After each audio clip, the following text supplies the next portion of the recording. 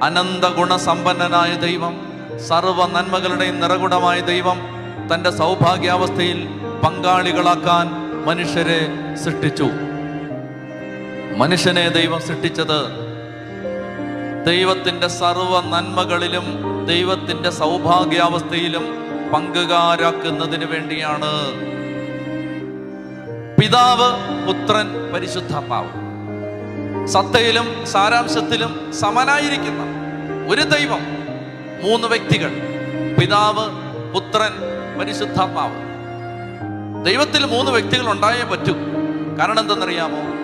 കാരണം ദൈവം സ്നേഹമാണെങ്കിൽ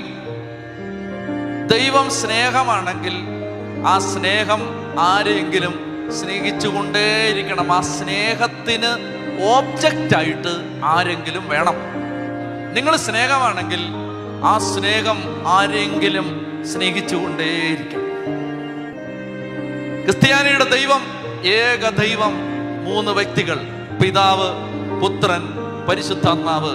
പിതാവ് പുത്രനെ അനന്തമായി സ്നേഹിച്ചുകൊണ്ടേയിരിക്കുന്നു. പുത്രൻ പിതാവിനെ അനന്തമായി സ്നേഹിച്ചുകൊണ്ടേയിരിക്കുന്നു. ആ സ്നേഹമാണ് പരിശുദ്ധാത്മാവ്. പിതാവ്, പുത്രൻ, പരിശുദ്ധാത്മാവ്. ത്രിത്വം. പിതാവിനും പുത്രനും പരിശുദ്ധാത്മാവിനും സ്തുതി. സ്നേഹത്തിന് സ്തുതി എന്നാണ് അതിന്റെ അർത്ഥം. സ്നേഹത്തിന് സ്തുതി. സ്നേഹമേ സ്തുതി.